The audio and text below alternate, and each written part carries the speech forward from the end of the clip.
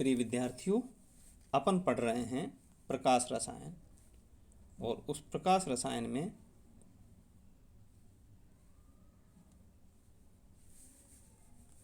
आज अपन आगे बढ़ेंगे और आज मैं आपको समझाऊंगा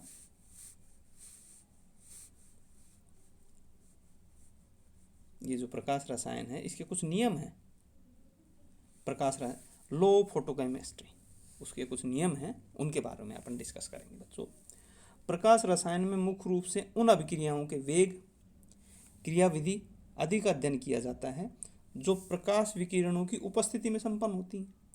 ये अभिक्रियाएं मुख्य रूप से दो नियमों के द्वारा दी जाती हैं। पहला है ग्रोथ ड्रॉपर लॉ। इस नियम के अनुसार जब किसी पदार्थ के साथ प्रकाश विकिरण टकराते हैं तो आपतित विकिरणों का कुछ भाग यह अवशोषित हो पाता है बच्चों, पूरा अवशोषित नहीं होता। जो पदार्थ रासायनिक अभिक्रिया में परिवर्तन के लिए उत्तरदायी होता है, प्रकाश विकिरणों का शेष भाग जो पारंगत हो जाता है या परावर्तित हो जाता है, उसका प्रकाश रासायनिक अभिक्रिया के अंदर कोई योगदान नहीं होता। भाई जितना पार्ट उसने एब्जॉर्व किया है ना, वो पार्ट ही उस रिएक्शन को कराने में सम्मिलित होगा। उसके अलावा जो पारगमित हो गया या परावर्तित हो गया वो पार्टिसिपेट नहीं करेगा। यह है बात। प्रकाश रासायनिक अभिक्रियाएं प्रकाश विकिरणों के अवशोषण से संपन्न हो जाती हैं, लेकिन ये कतई आवश्यक नहीं कि समस्त अवशोषित प्रकाश विकिरण की रासायनिक दृष्टि से प्रभावित करती है।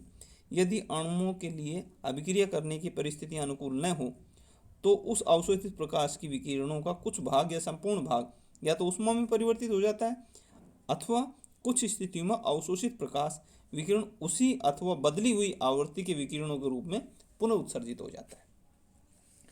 अवशोषित प्रकाश विकिरणों से कोई रासायनिक परिवर्तन होगा या नहीं, इसके लिए यह जानना आवश्यक है कि कितने परिणाम में प्रकाश विकिरणों का अवशोषण हुआ है। हम ये मान लें कि I0 हमने डाला था, उसमें से IA एब्जॉर्ब हुआ और IT ट्रांसपोर्टेड हो गया, तो IA जो एब्जॉर्ब हुआ वो I0 माइनस IT के बराबर होगा। अतः गैसीय पदार्थों द्वारा विलयनों के पारंगत विकिरणों की तीव्रता बीयर के नियम अनुसार IT equal to I0 e raise to minus KX, जो गैसों तथा विलयनों के अतिरिक्त शेष समस्त पदार्थों के लिए पारंगत विकिरणों की तीव्रता या बियर्ड लैम्बर्ट लॉ के अनुसार हम दे सकते हैं। तो IT equal to I0 e raise to minus KT। इससे हम देख सकते हैं कि IT equal to I0 e raise to minus KT C, और इसमें C क्या है? कंसंट्रेशन। तो IA equal to I0 minus I0 e raise to KT C या IA equal to I0 1 minus e raise to KT C। ये जो समीकरण है बच्चों, ये विशेष समीकरण है। इसी से हम निकाल सकते हैं कि जो कंसंट्रेशन है उसके अनुसार किस तरह से एब्जॉर्प्शन होगा रेडिएशंस का।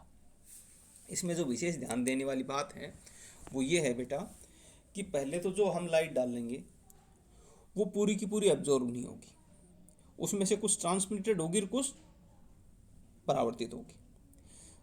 जो अवशोषित हुई वही हमारी रिएक्शन के लिए रेस्पॉन्सिबल होगी, उसके अलावा जो बाहर निकल गई, पारगमित हो गई या परावर्तित हो गई वो हमारे काम की नहीं है। अब जो अवशोषित होगी ना, उसमें से भी ज़रूरी नहीं कि वो 100% हमारी रिएक्शन के लिए अवेलेबल हो। उसमें से कुछ उसका टेम्परेचर रेज करने में, कुछ उसकी वाइब्रेशनल एनर्जी के लिए, और जो उस बॉन्ड को तोड़ने के लिए पर्टिकुलर एनर्जी चाहिए उतनी ऊर्जा ही हमारी रिएक्शन के काम आएगी।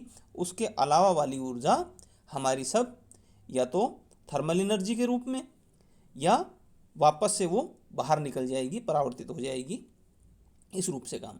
और ये इस इक्वेशन के अनुसार जो सांद्रता होगी ना, उसके अनुसार एब्जॉर्ब लाइट हम निकाल सकते हैं। यानी IA equal to I0 bracket 1 minus e raise to minus KT C, इससे हम निकाल सकते हैं। ये बेटा पहला नियम है। आगे का मैं आपको आगे पढ़ाऊँगा।